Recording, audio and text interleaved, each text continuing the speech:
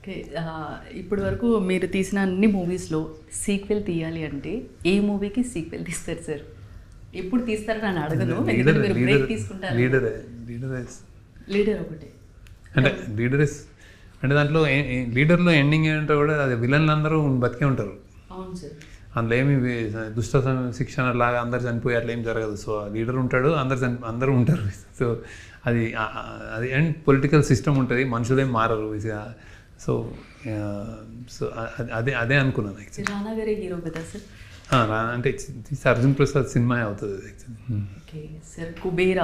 కుబేరాకి సంబంధించి మీరు అంటే ఎలిమెంట్స్ పరంగా జనాలకి ఏం చెప్తారు సార్? ఇది ఒక డిఫరెంట్ సినిమా అని డెఫినెట్గా నేను మామూలుగా అన్ని సినిమాల్లాగా అందరు అట్లా అనలేదు. కొత్త సినిమా అయితే చూడగానే ఎవరికైనా అనిపించేది.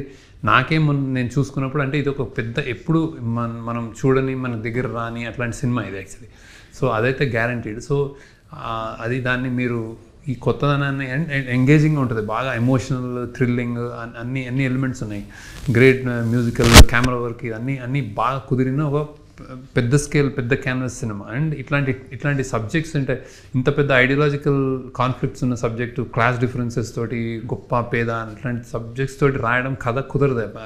ఎవ్రీడే అంటే రొటీన్గా కుదరవు, అది ఎప్పుడో ఒకసారి జరుగుతుంది. ఇది కుబేరా. సో ఐ థింక్ అది మీరందరూ అలానే ఫీల్ అవుతారని నేను I'm hoping that you will feel the same. It's a very different కొత్తదనం ఉన్న cinema actually. So I think you will like it. So లాస్ట్గా అంటే మూవీలో ఎక్కడైనా మేకప్ వాడారా సార్? చాలా వరకు ఇదయ్యారు కదా సార్. ఎక్కువ ఏం మేకప్ ఉండదు, అంత జీరో మేకప్. ఇంకా మేకప్ రివర్స్ చేసామంటే అంటే నల్ల పడటం, డర్ట్ చేయడం, కాస్ట్యూమ్స్ తీసేయడం అట్లా. అండ్ సినిమాలో చాలా అంటే 2 వరల్డ్స్ కదా, ఆ వరల్డ్స్ ఈ వరల్డ్కి అయితే మేకప్ మంచి కాస్ట్లీ అన్నీ ఉంటాయి, ఈ వరల్డ్కి ఏమి ఉండవు అనమాట.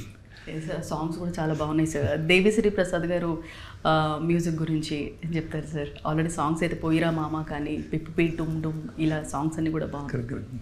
సో ఇట్స్ చాలా బాగా చేశాడు ఆయన. యాజ్ యూజువల్ దేవిశ్రీ ప్రసాద్ బాగా చేశాడని ఇంకా డిఫాల్ట్ అందరికి తెలుస్తుంది, ఆయన చేసేస్తాడు. So commercial aspects, mass aspects ఆయన ఉంటాయి. సో బాగా అంటే సినిమాగా ఐ థింక్ బాగా కుదిరింది. బ్యాక్గ్రౌండ్ స్కోర్ ఇవన్నీ కూడా చాలా బాగా చేశాడు. So I think combination first time వస్తుందానికి we won't disappoint, he won't disappoint you. So songs అన్ని చాలా బాగా వచ్చినాయి.